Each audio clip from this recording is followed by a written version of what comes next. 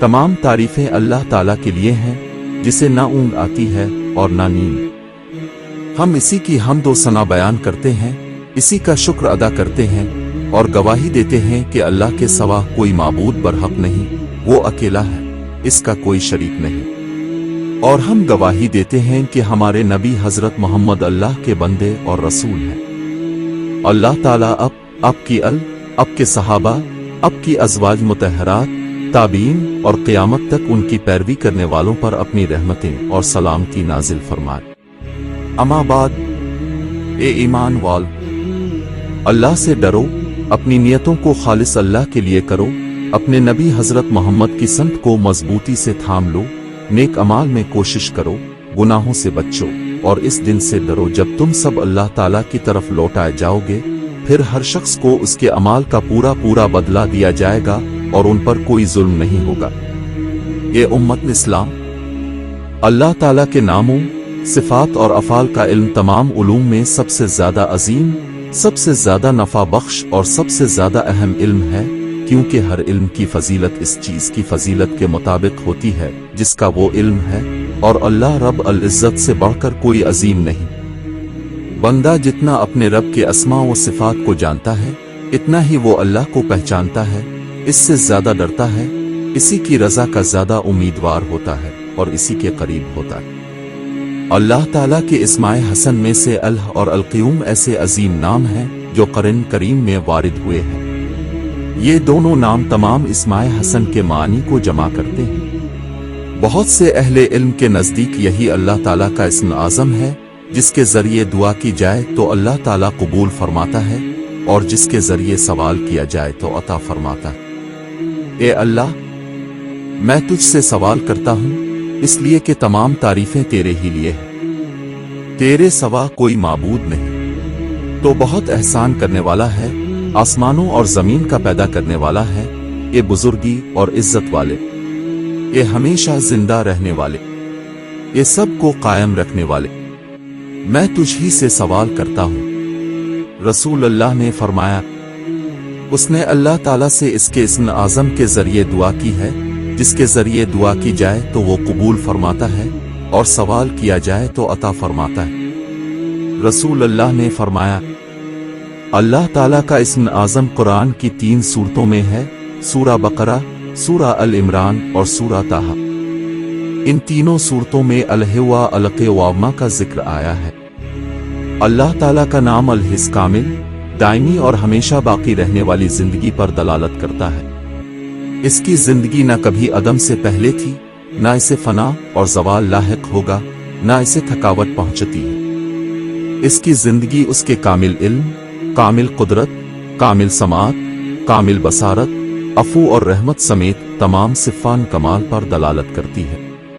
अल्लाह ताला ने फरमाया, और इस हमेशा जिंदा रहने वाले पर भरोसा करो जिसे कभी मौत नहीं आएगी। और फरमाया, जमीन पर जो कुछ है सब फना होने वाला है और सिर्फ तुम्हारे रब की जात बाकी रहेगी, जो जलाल और इज्जत वाली है।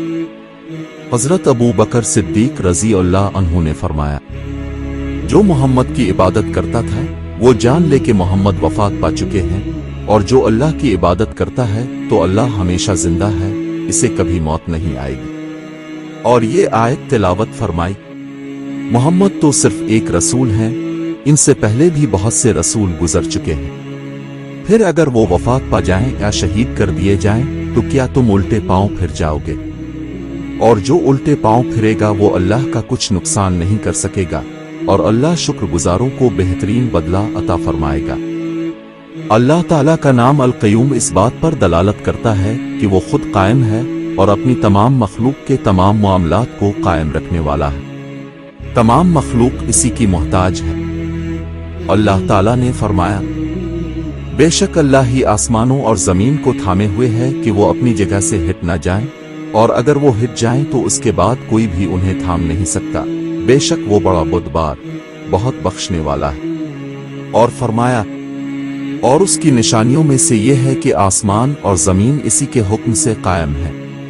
वो जिंदा करता है, मौत देता है, अता करता है, रोक लेता है, तंगी और फराखी देता है, जिसे चाहता है इज्जत देता है और जिसे चाहता है जिल्लत देता है। गुमराह को हिदायत देता है, तकलीफ दूर करता है, दुआ कबूल फरमाता है, बीमार को शिफा देता है, भूखे को खाना देता है, मुसीबत दूर करता है, तौबा कबूल फरमाता है, खौफजदा को अमन देता है, टूटे हुए दिल वालों को सहारा देता है और मजलूम की मदद फरमाता है।